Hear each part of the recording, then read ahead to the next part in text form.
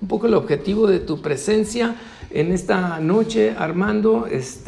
Tú presides la Sociedad de Gestión Colectiva Eje Ejecutantes, estás al frente de la Secretaría de Cultura en la Confederación de Trabajadores de México. Nos tocó compartir cuando estuviste en el Congreso como diputado federal. Estábamos recordando ahorita que nos invitaste a los del Greco a desayunar en aquel entonces a San Lázaro. Empezamos, 2009, empezaba el Greco. Y bueno, ahí estaba Angélica ya en el Greco, sí, fundadora. Y por eso, pues, Angie, 10 años. Tenemos que cerrar con este gran amigo y personaje que tiene tanto que decirnos. Ahora sí que suéltale la primera. Bueno, el tema para cerrar justo estos 3 días es el 2020, los escenarios.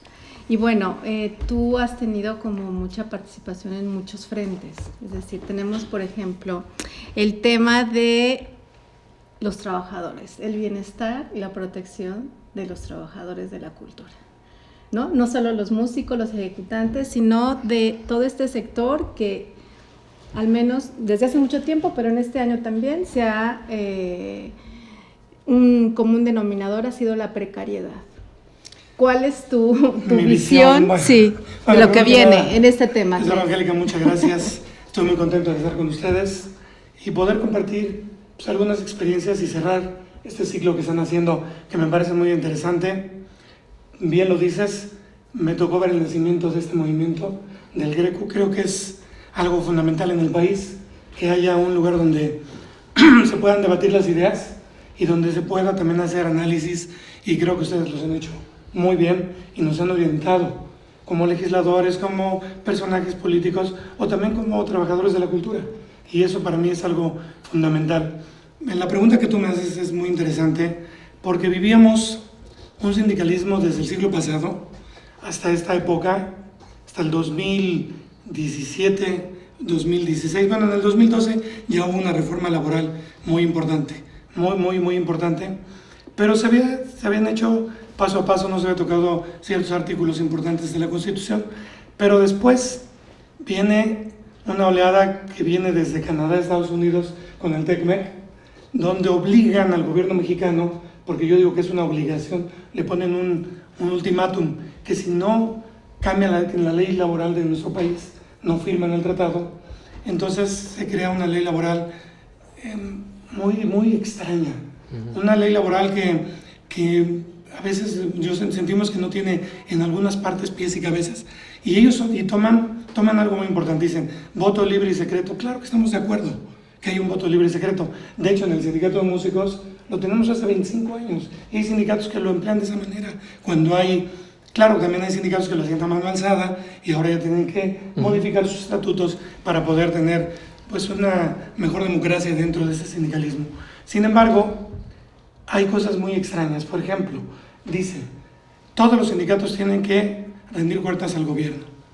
Pues los que reciben recursos públicos, sí, por supuesto, claro. Pero los que estamos en la iniciativa privada, pues es una organización que nos vemos al gremio, y a quien le tenemos que dar cuentas es al gremio, como dice la Ley Federal de Derecho del Trabajo, ¿no? La ley federal dice que cada 6 meses por lo menos tienes que dar a tu gremio pues la información de tus finanzas y ser transparente. Pero bueno, esa es una que todavía se puede librar, pero les voy a poner otra. Por ejemplo, hay sindicatos que tienen 50,000 trabajadores o 100,000 trabajadores, la industria embotelladora, por ejemplo. Dicen, para la revisión del contrato tiene que venir la firma de todos los trabajadores. ¿Cómo vas a reunir la firma de 100,000 trabajadores? O sea, ¿dónde los vas a reunir? ¿O vas a parar las plantas? O sea, que por eso hay delegados en los sindicatos. Entonces, todas estas situaciones que se han venido con amparos, que se han hecho, que los sindicatos están defendiendo, hay como que una incertidumbre laboral. Tú nos comentas, me preguntas, ¿qué obligación tenemos en la defensa de todos los trabajadores de la cultura? Bueno, la mayoría de los trabajadores de la cultura que están dentro del gobierno pues tienen una seguridad social, pero los trabajadores de la cultura que no pertenecemos a ningún instituto de gobierno o que no dependemos de una nómina de alguna empresa, pues estamos indefensos, no tenemos seguridad social, no tenemos Infonavit, no tenemos ISSSTE, no tenemos seguro social, y esto es una situación realmente compleja, y lo que nos dicen las instituciones es, pues ¿por qué no los sindicatos se organizan y si los inscriben y pagan Pero te pongo un ejemplo, un sindicato que tiene 3,000 o 4,000 trabajadores paga el tabulador del Seguro Social, que es alrededor de 10,000, 12,000 pesos por una inscripción voluntaria por año. ¿Cuánto te suman por 3,000 o 4,000 trabajadores? Sí. O sea, es imposible de pagarlo. Es imposible. Entonces, yo creo que hay muchas cosas en este nuevo gobierno que está fijando su visión en la parte social. Hay muchas cosas que componer. No hay muchas cosas que componer. Yo creo que merecidamente otros partidos políticos tienen un castigo, y el castigo no se los dio el gobierno actual, sino se los dio la ciudadanía con el voto, con un voto de castigo, porque se permitió la corrupción, se permitió muchas cosas. Yo estaba oyendo y con mucha atención las entrevistas que ustedes tuvieron, y dentro de lo que hablaban de las ONGs, pues no todas son corruptas, pero había unas que se formaban para ver de qué manera obtenían recursos, sí, claro, no nada más en la cultura, en el campo, en esto, en el otro, y tienen toda la razón, pero el frenar de cero todo también es una cosa pues muy tajante, ¿no? Claro. Que afecta también a la producción en muchos aspectos. Retomando lo que te preguntaba Angélica Belleira, quiero entender que también sería un poco tu expectativa del próximo año, es si se va a dar algún tipo de respuesta finalmente a esta demanda que es laboral, aunque se vincula más con lo social, de todos estos trabajadores que no tienen protección de servicios de salud, que no tienen ningún tipo de acceso al futuro, a la pensión, en fin, lo que han llamado la seguridad social para los trabajadores culturales, los no asalariados. Y que ha sido ¿te acuerdas que María Roja dejó ya constituido ahí, de hecho, una figura jurídica, etcétera? ¿Tienes alguna perspectiva en este territorio, en este campo, para nuestros amigos? Yo creo que no se va del trabajo de la cultura. Yo lo veo muy complejo. Mira, me tocó ser diputado constituyente también de la Ciudad de México, y ahí tuvimos el debate en la parte laboral de los trabajadores no asalariados. Y una de las intenciones en la Ciudad de México, como vanguardia constitucional, era plasmar precisamente en este documento que tuvieran acceso a la seguridad social, no nada más los grupos culturales, sino todos los grupos vulnerables. Entonces, se dio una negativa de todos los partidos. No hubo alguien que alzara la mano y dijera, sí, estamos de acuerdo. Fue una lucha que hicimos entre algunos personajes que nos consideramos también no asalariados, y cuando llegamos a este punto nos decían que era muy complejo porque hay muchos grupos vulnerables en nuestro país y que se debería buscar otro tipo de mecanismos para que accesaran a la seguridad social. De hecho, pues se creó el Seguro Popular. En ese tiempo estábamos hablando del Seguro Popular, ahora desaparece este Seguro Popular y se crea el seguro, creo que me parece que es el Bienestar Social, que le llaman. Y bueno, no sabemos cómo venga, cuáles sean las reglas de operación y cómo se pueda accesar y cómo nos podamos afiliar a este nuevo sistema. Así es. Pero yo lo veo complejo. Para el 2020, por lo pronto, que sería si no una salida. Una parte, dentro de lo legislativo, no hay una ley o una propuesta de ley que modifique esto para que nos ayudara, no creo que sea viable. Y digamos que a lo mejor lo más sensato sería que todos nosotros como trabajadores pugnamos más por integrarse a este nuevo Instituto de Bienestar y a todas estas políticas ya establecidas, más que pensar en fideicomisos especiales, sobre todo cuando el presidente ya se ha manifestado tan duramente en contra de los fideicomisos, ¿no, Armando? No solamente los fideicomisos, también dijo, cuando hablaban de las organizaciones no gubernamentales, en la mañanera, un día dijo, se le daba dinero del gobierno a las organizaciones no gubernamentales. Si son no gubernamentales, porque iban a recibir dinero del gobierno, mejor que el gobierno se ponga a trabajar y le dejamos de dar dinero. Esa fue su razonamiento. Entonces, bueno, creo que está muy claro por dónde va el asunto. Creo que el 2020 nos espera un futuro un poco incierto porque hay muy buenas intenciones de muchas personas que están en los cargos de las instituciones, pero muchas veces no depende de ellos. Estamos volviendo a un presidencialismo vertical totalmente, y lo que dice el señor presidente pues se tiene que convertir, y hay cosas que no son viables y que a ellos mismos les cuesta trabajo explicarle al presidente que no se debe manejar de esa manera. Y creo que este 2020 va a generar que ya los que están en el gobierno federal puedan confrontar al presidente de una manera más tranquila y expliquen los escenarios para que no todo no digo que se haga de una ocurrencia, pero que venga de una noche a la otra y en una mañanera suelte las cosas antes de consultarlas con su gabinete, que así ha sucedido, ¿no? Claro.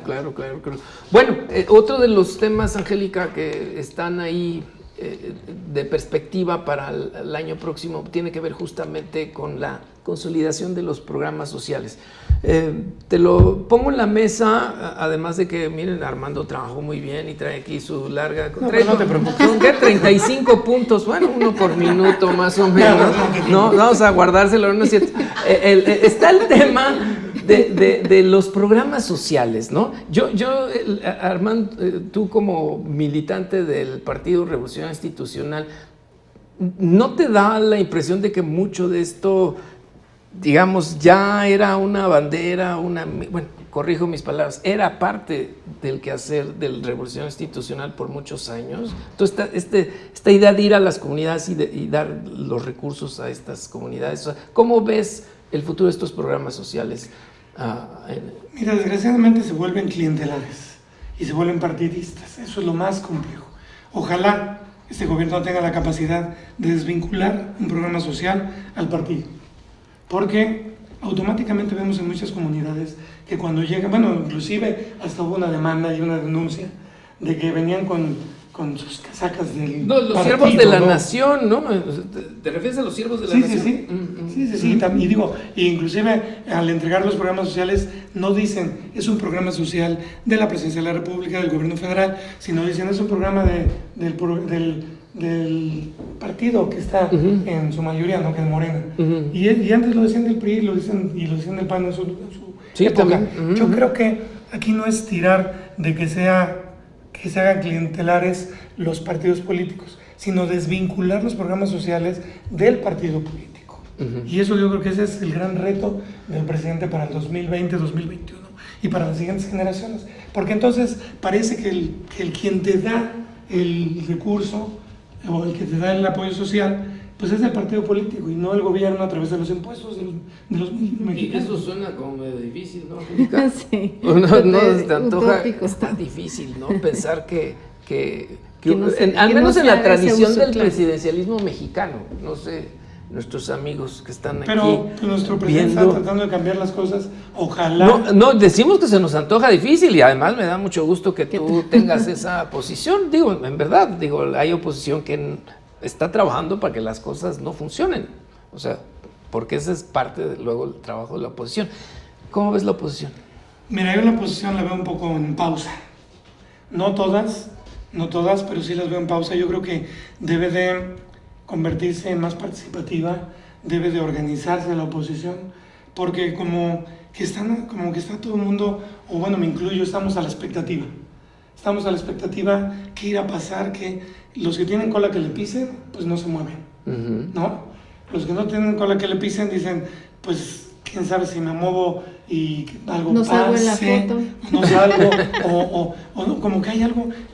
Yo digo, el Partido Revolucionario Institucional siempre ha sido muy, valga la redundancia, muy institucional, ¿no? Siempre ha sido también vertical y siempre espera línea, ¿no? De un presidente que, bueno, claro, la mayoría del tiempo ha sido del presidente de la República, ahora no tenemos presidente, ¿no? Entonces la línea, pues no viene, tendría que venir del partido, pero se está reorganizando el partido, se está reorganizando y creo que en ese sentido, pues no ha habido una participación activa como debería de haberla en el Congreso. Y yo te pongo este ejemplo. Cuando yo estuve en la Cámara de Diputados, yo tenía un voto ponderado como presidente del Consejo Editorial del 42%. Y Porfirio Muñoz Ledo tenía el voto ponderado del 1.5%, ¿no? Entonces, se voltearon los papeles totalmente. Ahora está a la inversa, pero ellos eran muy participativos. Ellos, todas las posiciones, todas las presentaciones que había dentro de la Cámara de Diputados y todas las iniciativas eran cuestionadas por la oposición. Tuvieran o no tuvieran razón. No, había veces que era hasta ilógico, pero siempre participaban. Y era todo el tiempo impugnaban todo. Nosotros en el Partido Revolucionario, en el PAN vemos un poquito más activismo, pero como que hay un poco de pausa, sobre todo en la Cámara de Diputados. Yo creo que en el Senado sí ha habido más participación y ha habido más interacción de todos los partidos, pero en la Cámara de Diputados creo que hay un poco de pausa, y si no se convierte y no hay una oposición activa, pues obviamente se va a hacer lo que una sola persona diga. Y eso también caemos en algo que no nos gustaría a muchos. Bien, pues estamos en los últimos minutos. ¿Cuántos, mi querida? 9 minutos para cerrar esta emisión. A mí me gustaría que nos hablaras un poquito, Armando, y es un tema casi vetado en el ámbito cultural, es los sindicatos. Es decir, los sindicatos del ámbito cultural son poderosísimos. Por acá hace ratito ya habían hablado un poco de a veces son... nos llevan a las instituciones a la inacción o ponen muchas piedritas en los caminos. Hablamos del INA, el sindicato del INA, el sindicato del INVAL. ¿Cuál es tu visión a futuro? ¿Cuál debería ser esta relación entre los sindicatos y la 4T en el tema de cultura? Yo creo que en cualquier sindicato del que hablemos se tiene que modernizar. Los sindicatos nacen en una corriente muy fuerte en el siglo pasado, a mediados del siglo pasado, y en este nuevo siglo ya tenemos otras herramientas, ya hay una comunicación más importante con los trabajadores. Los trabajadores tampoco ya se chupan el dedo. Yo antes, podríamos ver hace 50 años, que a lo mejor iba un líder a un lugar y les explicaba algo y decían, no, pues sí habla bien y les queremos, pero yo creo que ahora ya no. Ahora tiene que haber una transparencia, tiene que haber una conexión directa con el trabajador, pero también tiene que cambiar y ceder, porque no podemos estar pensando que, por ejemplo, y no sé si me meten camisa de 11 varas, pero hay un sindicato, por ejemplo, que tenía los museos en un estado donde por ley creo que les daban chamarras, ¿no? Para el frío, por contrato colectivo, pero pues, si vas a Campeche o si vas a Mérida, pues no hay, claro, esas Yucatán, necesidades. No hay necesidades, ¿no? No eran, o sea, no se tropicalizaba el tema, ¿no? Claro. Sino lo hacían global, y de repente se exigían ese tipo de cosas que son además obsoletas. Yo creo que deberían de fijar la postura de un sindicalismo moderno, un sindicalismo que nos obliga a cambiar, que nos obliga a repensar y a replantear el sindicato. Y además con esta nueva ley, pues obviamente es mucho más compleja, porque ahora cualquiera puede hacer un sindicato y puede inclusive pertenecer o no al sindicato, así lo dice la nueva ley. Claro, la nueva ley. Y ya puede decidir no si debe haber le conviene condicionantes. o no. Y pues, exactamente, no hay condicionantes. Entonces, yo creo que hay que replantear, hay que pensar que en este nuevo siglo utilizar todas las herramientas que existen, y obviamente lo que decías con la 4T, pues intentar dialogar, porque también hay una cerrazón en cierta forma, hay una apertura, están dando tomas de nota indiscriminadamente a cualquier persona. Sí, a cualquiera. No, porque a lo mejor es una estrategia, finalmente. Sí, quizás para el debilitamiento. Así es, sí, así es, ¿no? Pero no todos los sindicatos son malos. O sea, hay sindicatos que yo veo que hacen una labor social sumamente fundamental y que han hecho con los recursos maravillas para los trabajadores y se lo regresan en especie en muchos sentidos. Entonces yo creo que no podemos generalizar, igual que con las ONGs y con muchos temas. Yo creo que se debe haber un análisis de quién no está funcionando, quién es corrupto, y pues atacar ahí, ¿no? Anda, corrupto, ¿qué piensas? Que no sean así, digo, estas muchachas, digo, debo de hacer la pausa, ¿verdad? Es eso, la corrupción. ¿Cómo ves el tema de la lucha frontal, todo lo que está pasando en el escenario? A mí me gusta. De la acción y de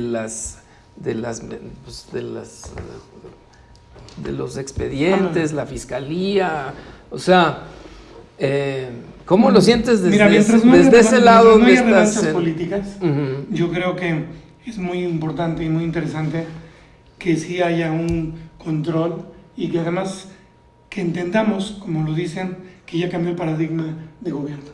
Ya cambió el paradigma de gobierno, y esto nos invita a reflexionar que a mí un día me decían, uno de mis mentores, me decía, es que el dinero es una herramienta de trabajo.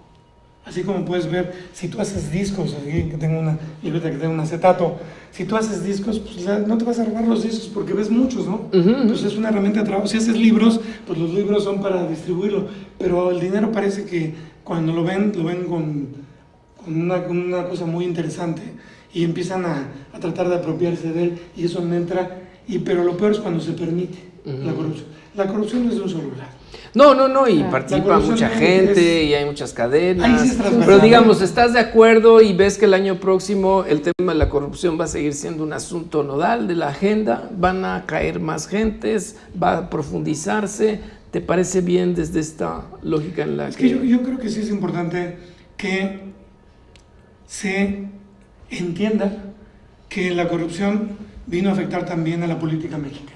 ¿Por qué? Y te lo explico rápidamente. Muchos de los que ahorita están en la cárcel y algunos que deberían estar en la cárcel, que no tenían partido y que los invitaron en un gobierno, podría ser en el del PAN o en el del PRI, los invitaron a colaborar y hicieron de las suyas y entonces dicen, pues fue el PRI el que hizo esto, fue el PAN el que hizo esto, pero no tienen nombre y apellido y son individuos que vieron la oportunidad y se robaron hasta lo que no pudieron y aparte ojalá mejore nuestro sistema judicial, porque no es posible que una persona que le comprueban que se roban miles de millones de pesos, que yo no sé ni en dónde caben, o sea, yo no puedo ni imaginar dónde pueden esas cantidades. Analistas como Jorge Cepeda dice que si creemos que hemos visto todo, no, apenas está empezando. O sea, él plantea que lo que todavía falta, hablando del Poder Judicial, Angélica, digamos, sí parece ser que es la intención, y que bueno, cambiarlo. Aquí Tomás Egea, con mucha vehemencia, descalificaba, por supuesto, todo lo que es el Poder Judicial actualmente, ¿no? Como una necesaria reforma o cambio, porque si no, no se garantiza absolutamente nada, ¿no? Que es el tema de la impartición de justicia, ¿no? Pero pues no sé. Mira, el crimen organizado... ¿Hasta dónde crees que puedan llegar el año próximo? Bueno, hablando del crimen organizado y hablando de la corrupción, van de la mano, o sea, se vuelve un estado paralelo. Y ese estado paralelo trastoca todos los... toca al Estado, toca a los empresarios, toca a los banqueros, toca al Poder Judicial, toca a lo mejor algunos por amenazas, otros por dinero, por corrupción o por lo que sea, pero entonces estamos en una situación de veras caótica. Yo creo que es fundamental y vital para el 2020 inmediatamente empezar a corregir el sistema de justicia de nuestro país. Necesitamos una mejor seguridad. Yo vengo aquí el día de hoy, pero hace 4 días fue asaltado con pistola en mano, en mi carro, ¿no? Me pusieron la pistola y se siente horrible, ¿no? Bueno. Porque no sabes si le va a disparar, piensas claro, en 10 segundos, mil cosas. Y bueno, pues ya bajó, a lo mejor yo no denuncié porque el mismo policía que estaba más adelante me dijo, híjole jefe, ¿para qué denuncia? Si ya tienen su credencial de elector, ya saben dónde vive, igual va a ser contraproducente y van a atentar contra su familia. Y en lugar de alentarme a denunciar, pues me asustaron más. Sí, ¿no? Entonces, tema de las policías. Tema de la seguridad, creo que es un tema fundamental, el tema de la seguridad pública. Si no corregimos ese tema de la seguridad pública, todo lo demás se va a seguir corrompiendo. Angélica, 1 minuto. Bueno, un poco retomando este tema de lo que decía Tomás Egea, ¿no? De que no había una real distinción e independencia entre los poderes, ¿no? El poder ejecutivo, el poder judicial, ¿no? Yo creo que es un tema fundamental para el 2020. Porque tener una impartición de la justicia. Porque tristemente se vuelven carnales. O sea, todo lo que le criticaron al partido, que el fiscal carnal, que el ahora resulta que hasta una persona que tiene un cargo en un partido, pues ahora puede ser la presidenta de los derechos humanos, ¿no? O sea, yo no estoy nada en contra de ella, tiene un currículum aceptable, lo que tú quieras.